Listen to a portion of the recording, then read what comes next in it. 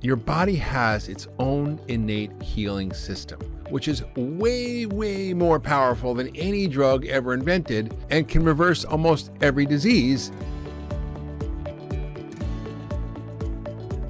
What are 3 to 5 top benefits of this whole ecosystem of fasting? So we're going to get into all the nitty-gritty of all the ways to access your body's healing system through focusing on when you eat, calorie restriction, ketogenic diets. We're going to go all into that. But at a high level, your body has its own innate healing system, which is way, way more powerful than any drug ever invented and can reverse almost every disease if we know how to activate it. And so all these approaches that are being heavily researched and are incredibly powerful do very similar things. And in a sense, it has to do with this basic framework. Our biology is adapted to scarcity, to starvation. When we were hunter-gatherers, we didn't know if we were going to be able to kill a buffalo or find a root or a berry. So we had to be really good at managing lack of food. And when we do that, it activates all these conservation, healing, repair systems so the body can actually survive without food. Now, the problem today is we are in a state of abundance. In America, we have 500 calories more a day than we did 40 years ago, and we're eating them, which is why we're so obese in America. So there's no problem with scarcity, it's abundance, and we don't have the genes to regulate abundance. We have over 200 genes that regulate starvation and help us adapt. So what happens when you activate this ancient healing system? Well, first, you radically change your hormones, your cells, and your genes. You change your gene expression and optimize expression that controls inflammation, that increases your antioxidant systems, that gets rid of belly fat, that builds muscle, that increases your brain and focus and cognitive function. Because, you know, when you're starving, you got to go look for food. You want to be alert. It helps build your bone density. It increases your beneficial hormones. It helps growth hormone. And it also helps repair your cells. It also activates something really extraordinary, which is something called autophagy and mitophagy. What does that mean? It means your body has a system of cleaning up and recycling old parts.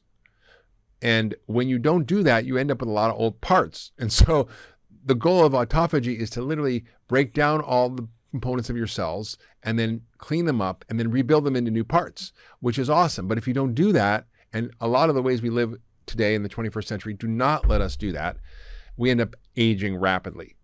So not only does it help you lose weight and build muscle, not only does it help balance your hormones, increase your antioxidant systems, increase your stem cell production, increase your brain chemistry focus, but it also can actually reverse aging. And there's a lot of data on how it actually can help in literally reversing the aging process. It also is protective against cardiovascular disease. It may be effective in cancer treatment. And we know that applying these strategies during cancer reduces the side effects, reduces the complications, and increases the efficacy and the benefits of traditional cancer chemotherapy. So we're just scratching the surface, and there's so many powerful processes that are activated by these strategies, and we're going to get into those, but that's the high level. So if there's one single thing you can do to activate almost every single healing system in your body, it's change when you eat.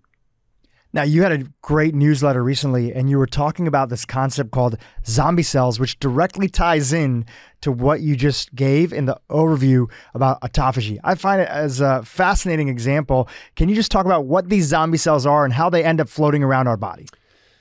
So it's complicated, but zombie cells are what they sound like. They kind of don't die, and they're kind of cells that increase senescence or aging, that are part of our immune system. So the aging process is one of inflammation, or inflammaging, we call it.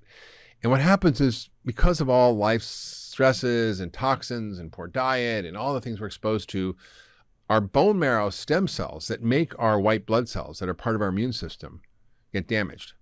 And those stem cells then produce damaged progeny, right, which are damaged cells. So we produce 1 million T cells a minute in our bone marrow, and they can get into our circulation. But if they're funky, which they're called chip cells, then they create downstream effects of more inflammation, more heart disease, more autoimmunity, and so forth.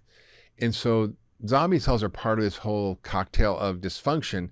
And what's exciting is by doing some of these practices and by including certain foods in your diet, for example, like Himalayan tartary buckwheat, which is an ancient plant. It's not a grain, actually. It's a flower, can help to increase the killing of the zombie cells and improve this whole immunosenescence and create something instead called immunorejuvenation.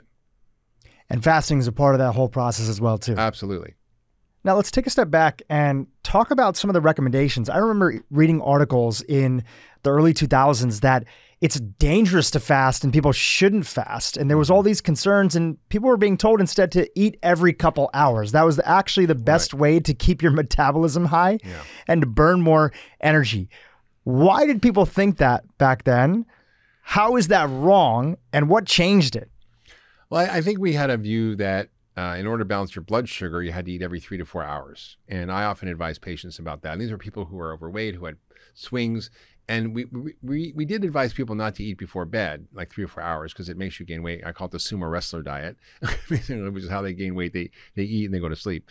And they drink a bunch of alcohol too. And they drink alcohol. They have something called chanko nabe, which is this huge, like, kind of Japanese soup, which is yummy, but also it fills you right up, and they even do that. But I think we kind of got in this idea that you have to eat all the time to keep your metabolism running and going and keep it burning. And it's just turned out not to be true. In fact, it turned out the opposite is true, that if we learn how to eat and focus on what we eat, we don't have to worry about gaining weight or overeating, because it will balance our blood sugar and insulin levels and will keep our metabolism even. So if you eat the right foods, you don't have to worry about eating that often, because you won't be hungry. You'll eat and then you'll be hungry, hours and hours later. You don't have to eat every 3 to 4 hours.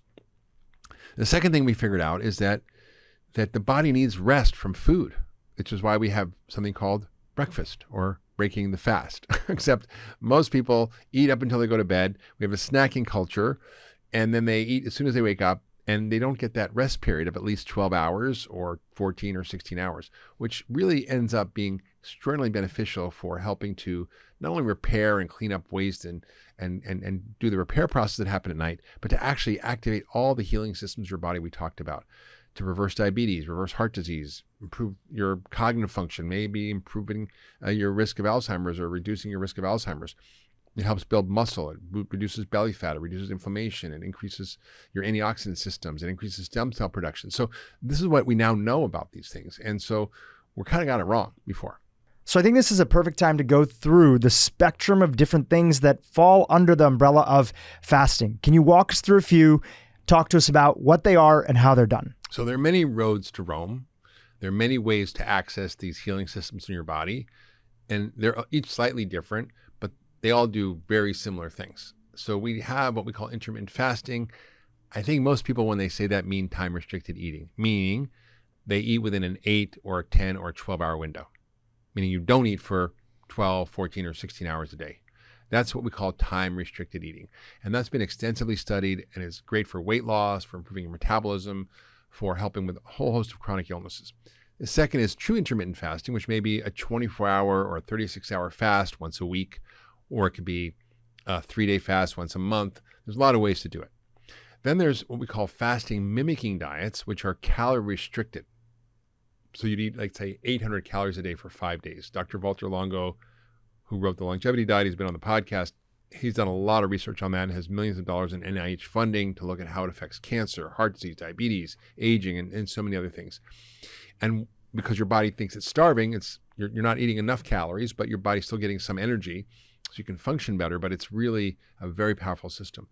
And then there's the ketogenic diet, which sounds like, you're still eating, and you can do keto with time-restricted eating or intermittent fasting too. But keto itself is what happens to the body when we stop eating. When you have no food, your body starts to burn your body stores of fat. Now, what's fascinating is we have about 2,500 calories of carbohydrate stored in our tissues as glycogen in our muscle. So when you do the carb loading for a workout, that's what they're trying to do, trying to fill up your glycogen stores. The problem is if you're doing a long marathon run, I went for a 50-mile bike ride and I saw, my calorie burn, and I was like 2,300 calories towards the end of it, and I'd sort of run out of gas from my glycogen. But the body has about 30 to 40,000, maybe more, depending on your weight, it can have a lot more calories of fat. So wouldn't it be better if you could burn the fat? So your body is like a hybrid car, right? Electric and gas. The gas is carbohydrates and it burns dirty. The keto, which is fat, burns clean.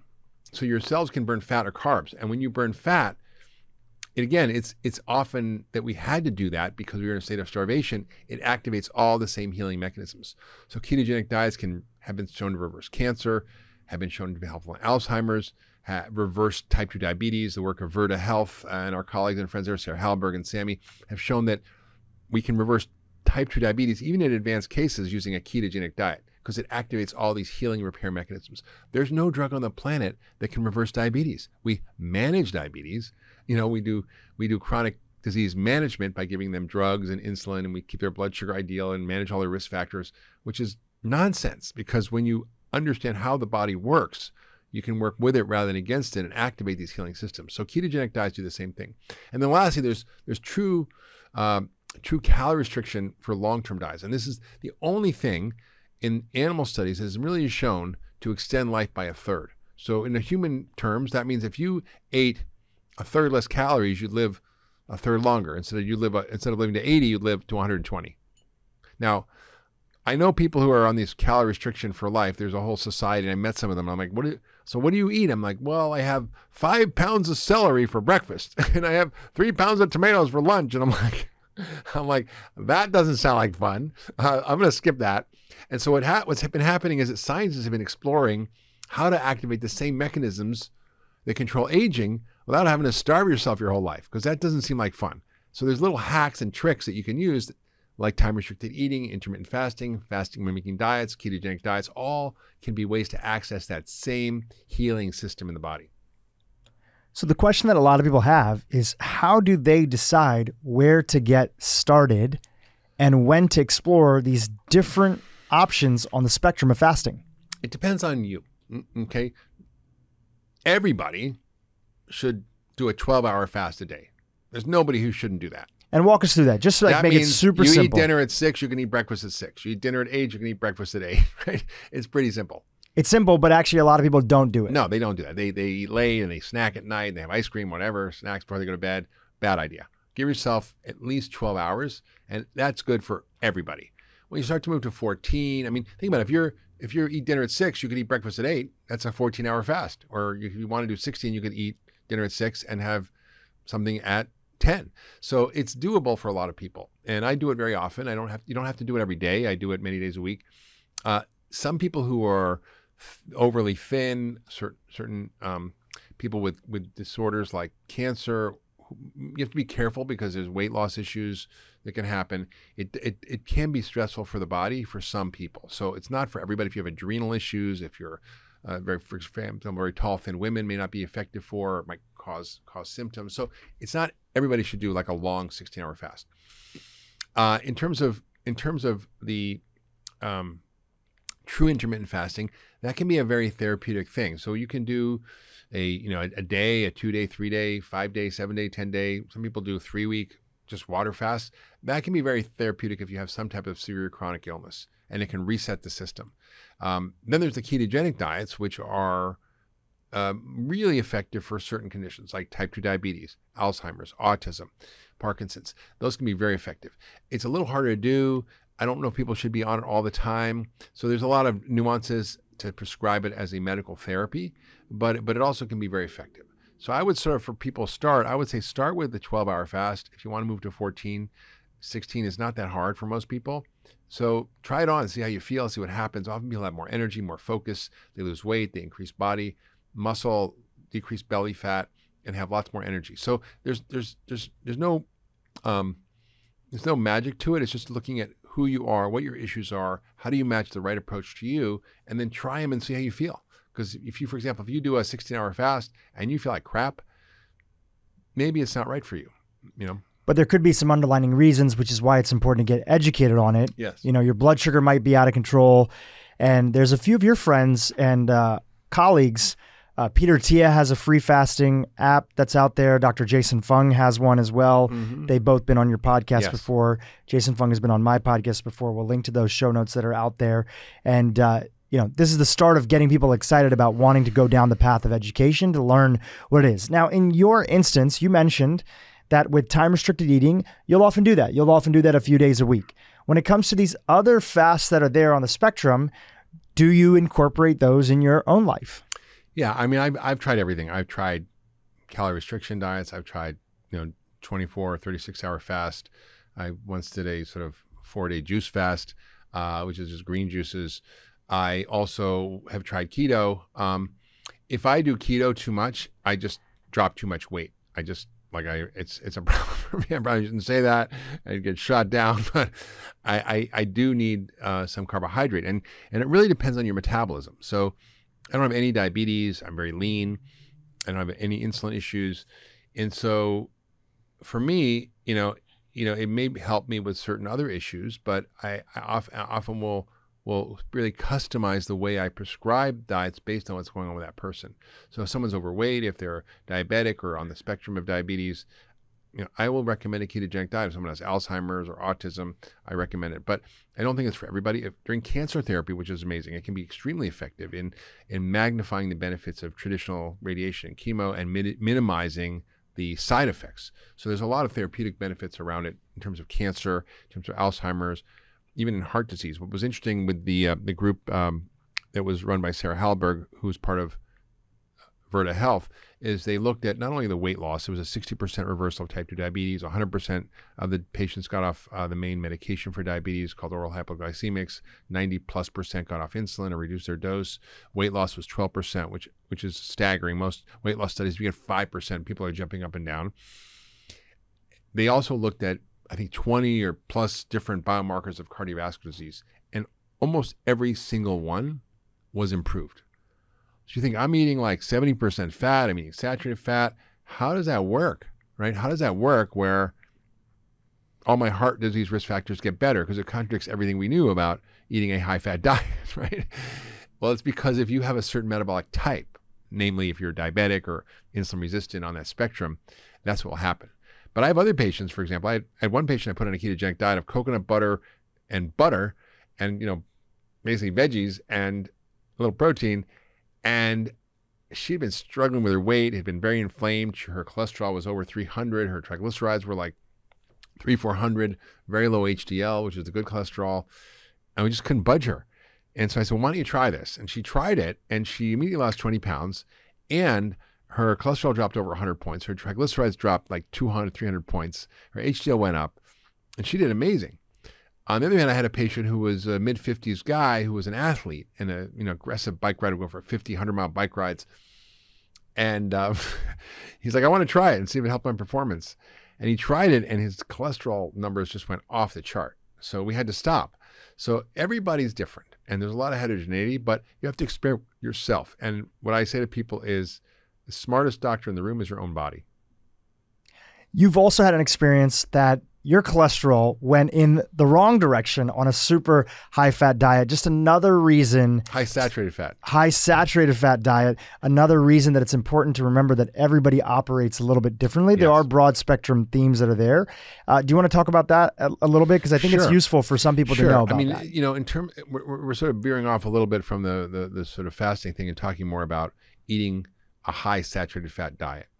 Now, many studies have shown that saturated fat seems to contribute to heart disease.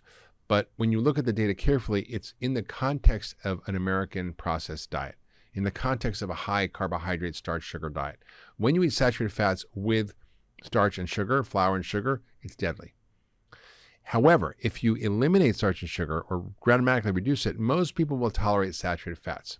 However, there's a small group that are called lean mass hyperresponders, meaning they're guys like me who are athletic, who are muscular, I'm not like, I'm like a bodybuilder muscular, but I'm mostly muscle and very little fat. They tend to have this phenomena where they have the opposite response in terms of their cholesterol than you'd expect. So their LDL goes up, their particle number goes up, their size goes down. It's kind of a wacky thing. So I think what we're learning is that there's a lot of genetic variability in the population, and we have to actually match the diet to our genes and to our own personal biology. So I always say, don't let your ideology trample over your biology.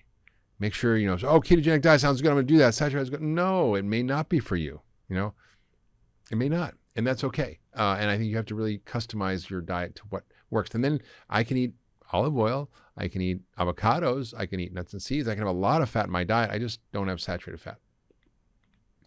Let's talk about the impact on sleep. What do we know about sleep and fasting, specifically time-restricted eating? Well, it seems to be that the time-restricted eating helps to improve sleep quality in terms of the amount of sleep, the depth of sleep, and all the sleep cycles. So it's one of those sort of interesting findings that it actually helps to, which is important because when you sleep and you sleep well, it's when your body's in the repair shop. It's when growth hormone increases, which repairs tissues. It's when cortisol goes down. It's when blood sugar goes down. It's when all these systems kind of kick into gear that help the body reset and repair. So the better and the deeper your sleep, the more you'll heal. And it seems to be part of this idea of this adaptation to scarcity is that when we're in this fasted state, our bodies just repair better and heal better and sleep better because sleep is part of the healing process. Can you talk about some of the protection against neurodegenerative disorders like Alzheimer's and Parkinson's disease when it comes to the spectrum of fasting? Well, it's really interesting findings because we're learning that one of the biggest drivers of Alzheimer's is sugar. And in fact, scientists have called Alzheimer's type 3 diabetes. It's diabetes of the brain. And there's a big subset of people with Alzheimer's because they're not all the same. Some might be bitter metals or mold or Lyme or whatever. But the large subset is insulin resistant, and it's insulin resistance in the brain. And that's really driven off of carbohydrates. So when you have a high carbohydrate diet, starch and sugar, and even, what they think of as good carbohydrates, grains and beans, it can increase insulin and it can actually damage your brain. So it's really important to understand that if you have Alzheimer's, this may be going on, and there's ways to test for it. And I've had many patients, with insulin resistance, diabetes, and Alzheimer's, and this works amazing for them. And when you put them on a ketogenic diet, it really helps their brain function better. Why? Because when your body's running on ketones, one, you reduce inflammation, which is the main cause of Alzheimer's, oxidative stress, which is a big factor in Alzheimer's. You increase mitochondrial function, which is your energy centers in the brain, so your brain works better. And you obviously cut out the starch and sugar, which cuts out the insulin resistance in the brain and helps all these things work together. So what happens is when you put people on a high-fat diet, and by the way, the brain is made up mostly of fat. It's 60% fat, mostly DHA, which is from fish oil. So when you actually, and it's got a lot of saturated fat in there and a lot of other things in the brain. So it's not that fat is bad. You need fat for your brain. And when you get in a keto diet, when we were in this state before, it was a state designed to increase our brain function. Why? Because if you're starving and you can't find anything to eat, you better be focused, alert, on top of it so you can hunt and gather and find something to eat. Otherwise you die. So there's an evolutionary reason for us to have better mental focus and concentration and memory and attention when we're in a ketogenic state or in a fasted state. So I think that's the mechanism of action of how it works. Now, I want to talk about fasting for women and their unique biology. How is fasting and the spectrum of fasting different for women, especially women in their childbearing years? Well, this is why, Drew, I really emphasize the importance of personalization, because this is may be good for some people. It also may not be good for others. So if you're a woman who's in the childbearing years, if you're a woman who's breastfeeding, who's pregnant, who's very thin, who has adrenal issues, and a lot of people do from chronic stress in your lives, having long periods without eating is not usually good for you, and you often feel badly, and it doesn't provide the benefits that you would normally think something like that would provide. That's not to say that the 12-hour rule will go. That is something that everybody should do. The 12-hour time-restricted eating, that generally is regarded as safe for most breakfast. People. Don't eat after dinner and eat breakfast. Okay, it's not a big stress. But for a lot of women who are sort of thinking about getting pregnant or breastfeeding or in this childbearing years, you have to be very cautious about what you're doing to your body and whether you're actually doing the right things you need to preserve fertility. Because when you're starving, which is kind of what you're doing when you're in these states, you're starving, the body doesn't want to have babies, right? It's dangerous. Like dangerous to have a baby when there's no food around. So the body naturally will shift the hormonal function to stop menstruation, to stop ovulation, to lower testosterone, to do all these things for both men and women, which is okay from an evolutionary point of view, but long-term is probably not a good thing. And sometimes women will even lose their periods if they are extreme fasting or on an extreme juice Calorie cleanse. restricted, yeah. All right, Mark, now is the part of the masterclass where we go to our community questions from Instagram, the podcast, YouTube, and email that we've selected here to go through. So here's the first question that we have from an individual asking, does fasting affect high blood pressure? Yes. When you do any of these strategies that we talked about, again, they all activate healing systems. So what causes high blood pressure? It's actually an inflammatory disease. It's a disease of oxidative stress. It's driven primarily by two main pathways. We call it essential hypertension, which means essentially we have no clue what causes it, but we actually do. And the two major drivers, there's others, right? Low magnesium, heavy metals, and so forth. The hormonal dysfunction. There are two major drivers. One is insulin resistance, or the spectrum of poor metabolic health from prediabetes to type 2 diabetes. And that is extremely responsive to any of these strategies. And two, sleep apnea, which can drive all kinds of problems in the body, including insulin resistance, and lead to high blood pressure. So you kind of got to look at those two things. And for intermittent fasting, time-restricted eating, keto diets, fasting mimicking diets, they will all help blood pressure. All right, fantastic. Next question. How can you get enough calories if you lead an active lifestyle and still want to get the benefits of fasting? It's a good point. I mean, I often will struggle because I will start to drop weight if I'm not careful. Because it's great for the 88% of people in America who are metabolically unhealthy and who are overweight or skinny fat. So basically 9 out of 10 people, awesome. For weirdos like me, it can be tricky. So you have to make sure you, in the time that you're eating, in the 8 or 10 or 12 hours that you're eating, that you're getting enough food and getting the right food. So you often have to amp up some of the food you're eating, and it's okay to do that. As a follow-up question to that, we have another individual asking, I fast all day easily, but once I have dinner, the craving to eat more is horrendous. Yeah. Why is that? And is there anything that I can do about that? Yes. So here's the problem. You know, sugar and starch will jack up your insulin. Insulin makes you hungry and crave more carbs and food. When you load all your calories into too narrow a window, let's say I just eat one meal a day, and you have to get 2,000 or 2,500 calories in one meal, it doesn't matter if it's the best food on the planet, any large meal will trigger an insulin spike. So you have to be, I mean, unless it's just pure fat, like unless you just drink olive oil, then it won't do that. But I don't think most people are doing that. So if you're having protein, that gets turned into sugar, it spikes insulin. You basically will start to jack up insulin. And that insulin is the hormone that makes you crave more food. It makes you hungry and want to eat more, even if you just ate a huge meal. So you want to make sure you're not packing all your calories in one meal. That's a problem. And it's not just how much you eat, it's also what you're eating during that window that you are eating. Can you just make that distinction a little bit?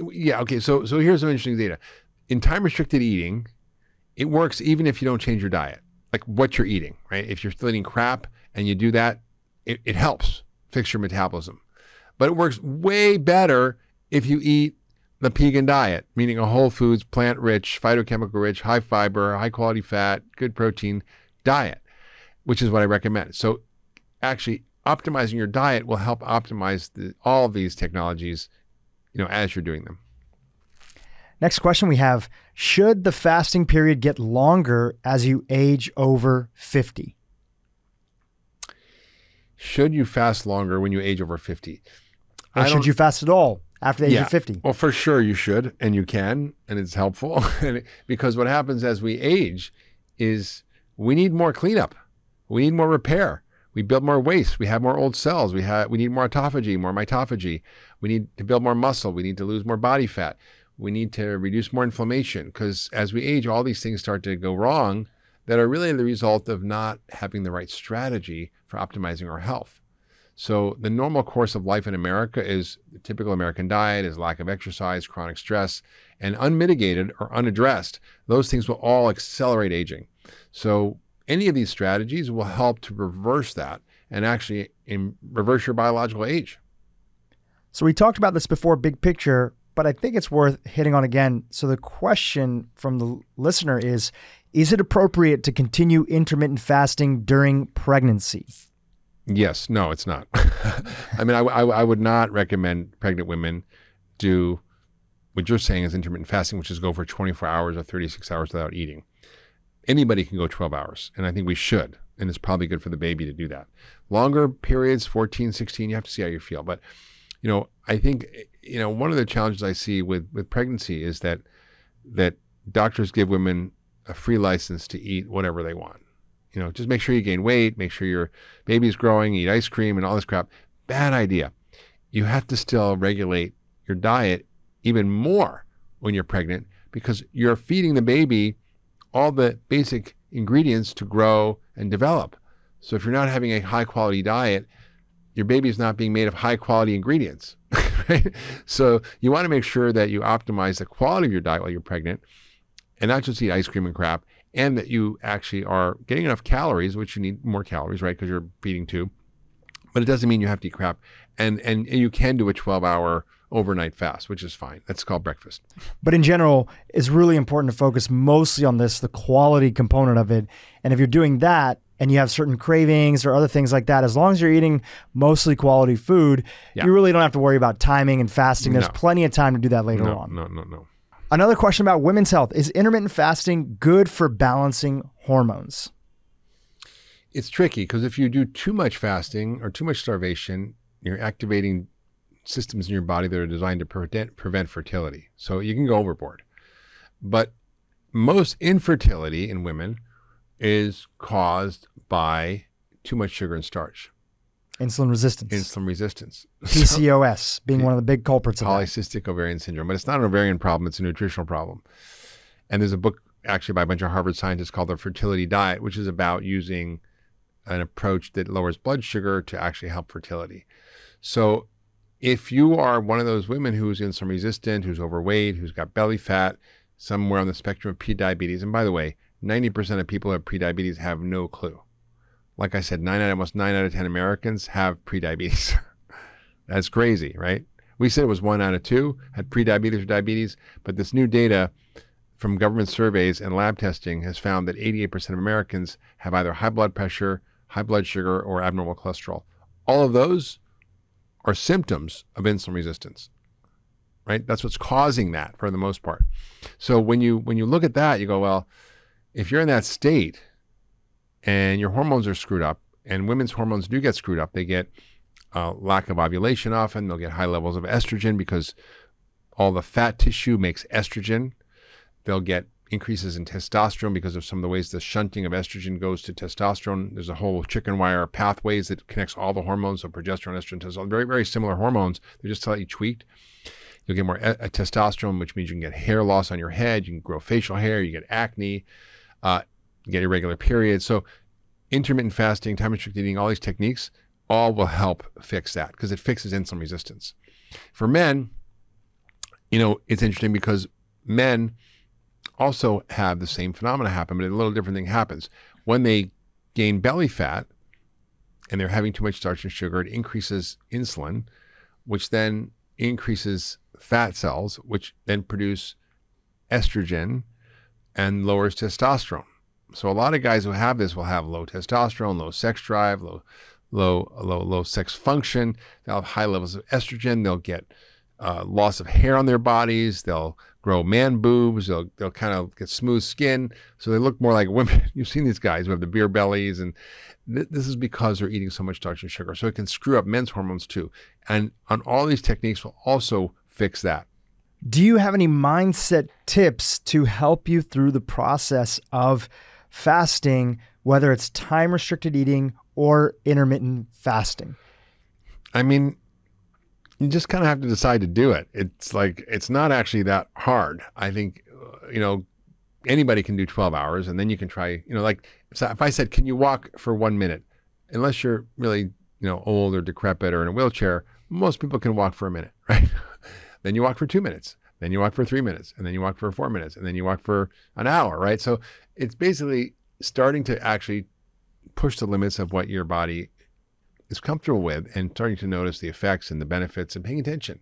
Like I said, your body is the best doctor in the room. It will tell you exactly what works and what doesn't. Pay attention. Can you have coffee or tea when you're doing time-restricted eating or intermittent fasting? That's a great question.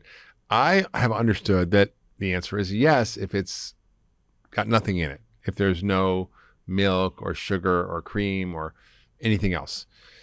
That it won't break ketosis or it won't cause that. Other people have said it might, but I think my gut feeling is that it probably won't have a huge impact because it's not a lot of calories and essentially it's just caffeine and water, basically. Are there any other nutrients that you might tell people to include, and the answer could be no, when they're in their fasting window? Is there any other things that we're looking for, or is it more just letting the body do its thing? Well, I think most people, like I said, always said, should be on a multivitamin, fish oil, and vitamin D. That usually covers most of the bases to keep all your metabolic pathways going because you are needing more nutrients as you're fasting to actually clean up the waste, to regulate pathways, and all the enzymes, all the functions in your body require nutrients. So I think it's important that people be on something. With that said, I don't think there's a reason to stop. I don't think there's a reason to take extra stuff unless you have a specific goal, like if you're trying to fix your liver or if you're trying to fix your kidneys or you're working on something specific. But I think for most people, it's okay to just take a good multi-fish oil and vitamin D, and that they probably, not only it's okay, it's probably important to do that while you're doing some type of time-restricted or intermittent fasting. What are the biggest mistakes people make when it comes to intermittent fasting? The biggest one is one we just talked about. People say, well, 12 hours is good, 14 hours is better. If 14 hours is good, 16 hours is better. If 16 hours is good, 20 hours is better. If that's good, 22 hours is better. And it's not. It's not. If you're doing time-restricted eating on a daily basis, you want to spread your calories out over that window of 8 hours because you don't want to load up your system with too many calories in one meal. That is what will cause more problems. So I really don't encourage that. With that said, people can do other forms of fasting, like intermittent fasting, where they really are having a full fast for 24, 36 hours. That's okay. But you don't want to constantly load all of your calories into too short a window. That's one of the biggest risks I see. When it comes to intermittent fasting in the West, meaning North America, a lot of, the UK and other places that follow very similar lifestyles, it's often that people will skip breakfast as a way to get into their intermittent fasting.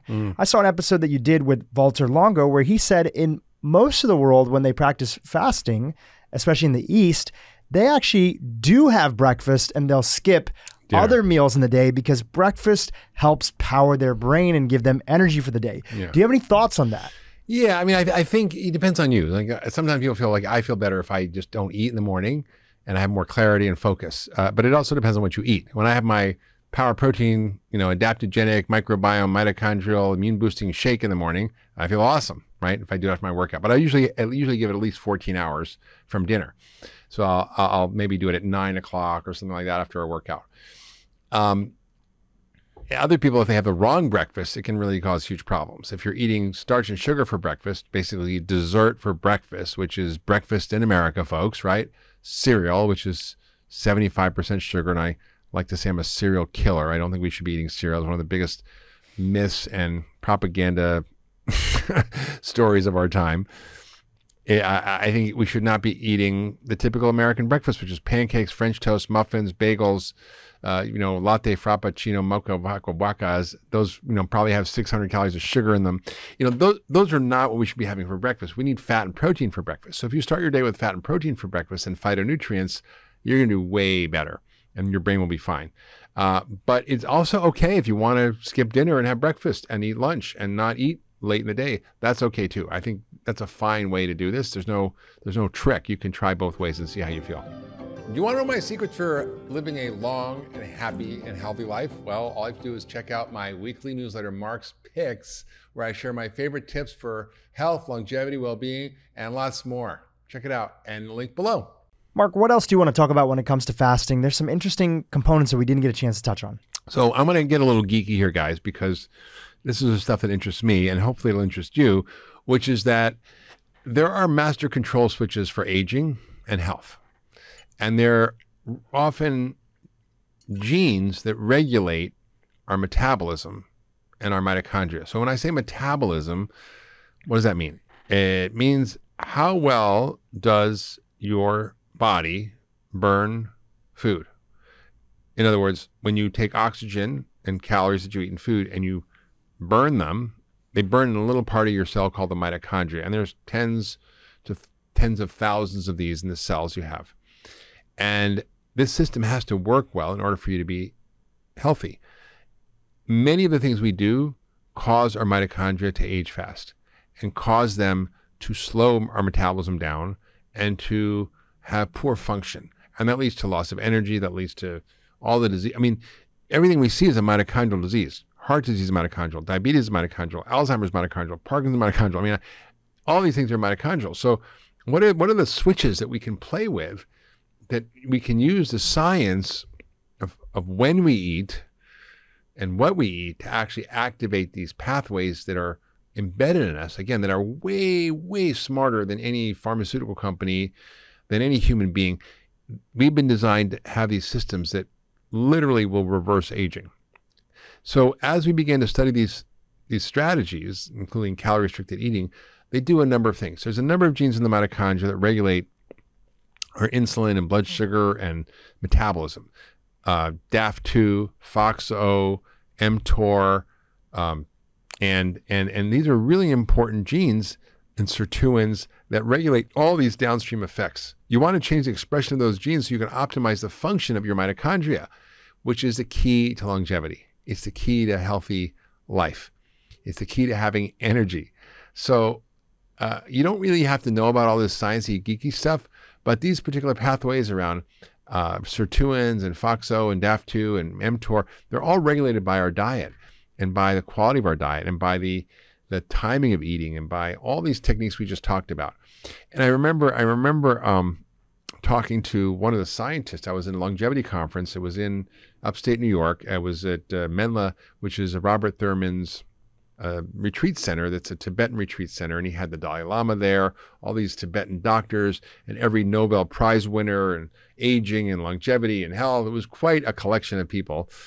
And the talks were fascinating. And this one guy from MIT, Leonard Guarte, is the scientist that uncovered this pathway around sirtuins. Now, we've all heard, oh, red wine is good for you, and resveratrol is great, and it can extend your life. Well, he's the guy who kind of figured a lot of that out with David Sinclair. And I said to him, what's the deal with these sirtuins? Like, what is the thing that's causing them to be dysfunctional, to cause a decrease in mortality, increase in disease, and how do we fix this? And he looks at me and he goes, well, it's pretty simple. It's sugar that messes it all up. So it's literally sugar and starch that are causing all these genes to be dysregulated. So what's the antidote to sugar and starch in our diet? It's intermittent fasting, time-restricted eating, keto diet, fasting mimicking diet. All these strategies are designed to reverse the harm that sugar has done to our cells. So you don't actually have to understand all this kind of fancy terms, but you just need to know that your body has these master switches that regulate aging, longevity, and health. And the key to living long and healthy is learning how to activate those switches. So that's the beauty of all these techniques. You just do what they say, and it'll do it automatically. That's beautiful. And sugar can be so addictive. And you've built an entire program around helping people. It's called the 10-day sugar. You built your whole life around sugar in a great documentary called Fed Up. But the 10-day detox diet. There's a book. It's out there. People can get it. They can follow that plan. Yes. I mean, I think I wrote this book. It was probably 2014, so I wrote it in 2012. I always see things in my practice with patients, and then I'm like, this is coming. Like, something about this is coming, and I can understand that with sugar, the science around addiction, not just I want it, or like I need it, or I like it, but actually biological addiction, where you have clear pathways that are activated in the brain that are the same that are activated with heroin or cocaine, where there's clear withdrawal symptoms from not eating it. it really meets the criteria of sugar addiction. I'm just going to tell you one quick story about it and why I wrote the book and how people can learn how to get unhooked, right? Because it's really important. You go, like, you're listening to this, you're going, oh my God, Dr. Hyman, you're right, but I love sugar. I don't know. I try to stop. I can't. I just crave it. It's like overwhelming. I just don't know what to do. Like, I got you. Okay, I got you. Well, it's not that hard. So what happens is when you are looking at the science about this, it's fascinating. I mean, they've taken a mice, for example, and these are kind of cruel and mean, but scientists do this. They literally would give them cocaine, and they hook them up to an IV of cocaine. And if they hit this button, they would get as much cocaine as they wanted. Or they could go eat some sugar. They would literally give up the cocaine and go get the sugar. And they would work 8 times harder to get the sugar than to get the cocaine. That's frightening. Another study, they put them in this special cage with an electric floor. And whenever they ate sugar, they would shock them. Now, most of the time when you shock an animal, it will avoid whatever the thing is that shocked them. These mice would keep eating the sugar even while they're getting shocked. Now, that's a pretty cruel study, but it's pretty impressive when you look at the results. There was a human study where they didn't put them in a cage, they didn't shock them or anything like that, but they took overweight guys, and this was done by Harvard scientists, rigorous study published in major journal, like I think Journal of the American Medical Association. It's not like a kind of a third-rate study. This is a powerfully well done and well designed study by David Ludwig. And they took overweight guys and they gave them on different days different milkshakes. Now the milkshakes were identical in calories, in protein, in fat, in carbohydrate, and fiber. So macronutrients were identical. The only difference was one of the milkshakes had a slowly absorbed sugar to not spike your blood sugar, and the other one had a rapidly absorbed starch or sugar. But they tasted the same. You couldn't tell them apart. So they took these guys, and one day they gave the low starch one and then the high sugar one. And then they measured their blood. They put them in MRI scanners. They looked at functional MRIs of their brain. The group that had the low starch sugar were fine. They didn't activate any pathways related to addiction. Their blood sugar stayed even. Their lipids were fine. Their cortisol was fine. The group that had the high sugar one, actually, not only did they activate adrenaline, which is a stress hormone, cortisol, which is a stress hormone, insulin went up, blood sugar went up, blood pressure went up, cholesterol went up. But when they did the brain imaging, they found the area in the brain that's responsible for addiction, biological addiction, like heroin, cocaine, that kind of stuff, called the nucleus accumbens. It lit up like a Christmas tree. So you're like, whoa. They don't even know that they're eating something different. It's not like I have so much pleasure. It feels so good. This milkshake tastes so good. This one tastes terrible. They tasted the same. So it wasn't even a felt emotional response. It was literally the biology of sugar, which is staggering. So, and there are many, many studies. So I wrote this book, The 10-Day Detox Diet, because so many people are addicted to carbohydrates and sugar. When I say sugar, I mean starch and sugar, because white flour, which is the main starch in this country, is got a higher glycemic index than table sugar, meaning, a sandwich will raise your blood sugar more than 2 tablespoons of table sugar, right? So that's not good. And so we have to think about them the same. But that's why I wrote the 10-Day Detox Diet, was to design a way of eating and a few simple lifestyle hacks that changes your hormones like that within a day or two. And I remember teaching a workshop at Kripalu once years ago, and this woman came in and was to do the 10-Day Detox Diet. And she was like, Dr. Hyman, I really know I got to get off sugar. I just can't. Like, I've been eating my whole life. I try, it never works. I doubt this is going to work. I'll try it, I'll do it, but I don't think you're going to be able to help me. And I'm like, okay, let's see what happens. So, we had the whole program developed. We had broths, we had shakes, we had all the food designed exactly. And it's all designed in a scientific way to balance all your brain chemistry, to balance your hormones, to balance insulin, to fix everything. And after day 2, she's like, I don't know what happened, Dr. Hyman. My cravings are gone. I don't really want it anymore. Like, I'm done. Like, I'm like, wow. And so when you understand how hard it is to quit, but how if you use science, not willpower, you can literally hack food and sugar addiction. And that's really what the 10-Day Detox Diet is about. Powerful testimony. And luckily, there's a lot of new apps and tools and gadgets that are coming on the market. There's one that you're involved in. It's called Levels. Yes. It's a continuous glucose monitor. Just chat a little bit about that. It's not for everybody, but it could work really great for a lot of folks. Listen, everybody's different. In terms of your response to foods, you can't say you're like your friend or your sibling or your parent. You don't know, right? We just don't know how our own biology responds. And I'll just kind of start with a little kind of anecdote about a research study that was done in Israel a number of years ago. And in this study, they looked at how different people responded to the same foods. Think, okay, if I eat a slice of bread, it should raise my blood sugar the same as yours or as whoever is listening. But it doesn't work like that. So what they found was, and this was a very kind of nuanced study, what they did was they found that looking at the microbiome, which is the mass of bacteria in your gut, they were able to predict different responses based on the microbiome. So not everybody's blood sugar went up the same with the same food. It depended on what was going on in their gut. That's just sort of one example, right? So not everybody has the same response to any particular food, which is why it's so important to know your body.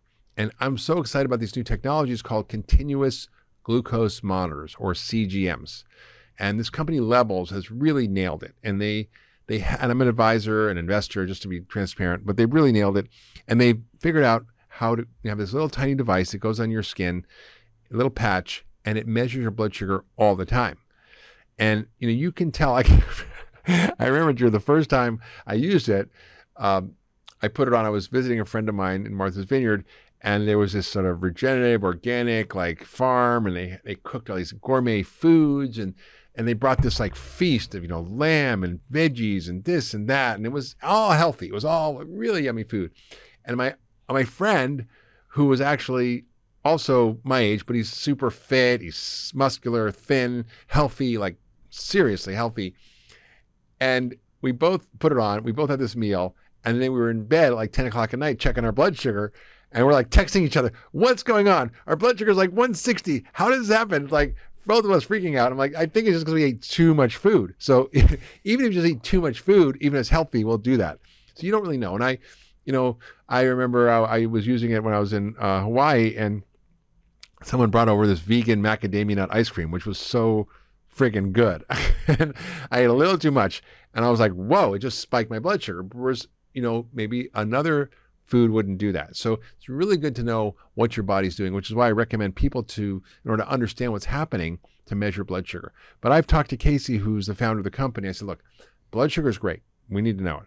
But more important is insulin, because a lot of people have blood sugar very well controlled until the last minute, because having high blood sugar is kind of dangerous.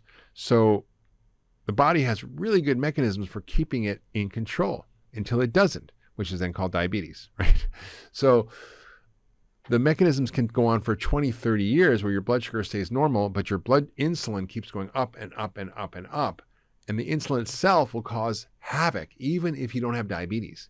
It causes heart attacks, strokes, cancer. It can cause belly fat gain, muscle loss, inflammation, on and on and on. So fatty liver. So just because your blood sugar is okay doesn't mean you're okay. But it's a first step. And I think we're going to be measuring insulin soon when they figure out the technology around that. But I can't wait for that to happen. It's all coming. It's all coming in the future. And in the meantime, there's plenty that you can do, even without gadgets and devices, to head in the right direction.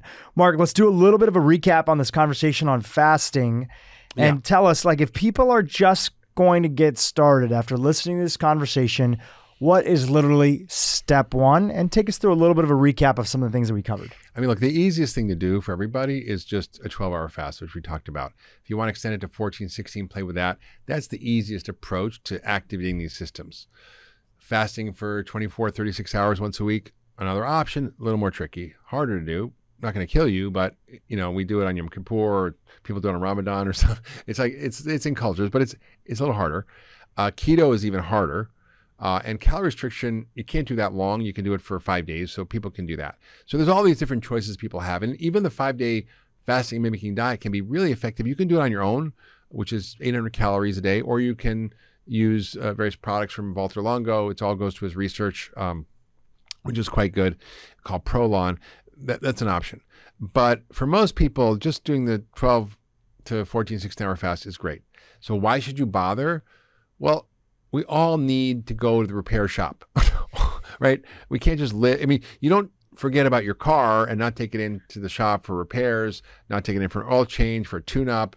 We go in and have like the 1,000-point checkup. We reset everything and it runs beautifully. We can do that for our bodies. And that's what these techniques do. So just to recap, they activate every system in your body that's designed to protect you, heal you, and make you live longer. It reduces inflammation, which is the biggest cause of aging. It increases your antioxidant systems, which are important. It causes you to lose belly fat. It increases muscle, increases bone density, increases your brain function, reduces insulin, blood sugar, cholesterol, helps with diabetes, can help prevent or even reverse cancer in some cases. So there's so many benefits to it. And it activates these mechanisms called these longevity mechanisms around sirtuins and DAF2 and FOXO and mTOR. So there's a whole strategy around how to use these technologies to actually increase your well-being, to lose weight, to reverse chronic disease, and to live longer. If you loved that last video, you're going to love the next one. Check it out here. We eat dairy now in a homogenized, pasteurized form, which is unlike we ever did before historically. And pasteurization is good because it reduces the risk of infection and terrible things you can get from raw milk. But the homogenation process actually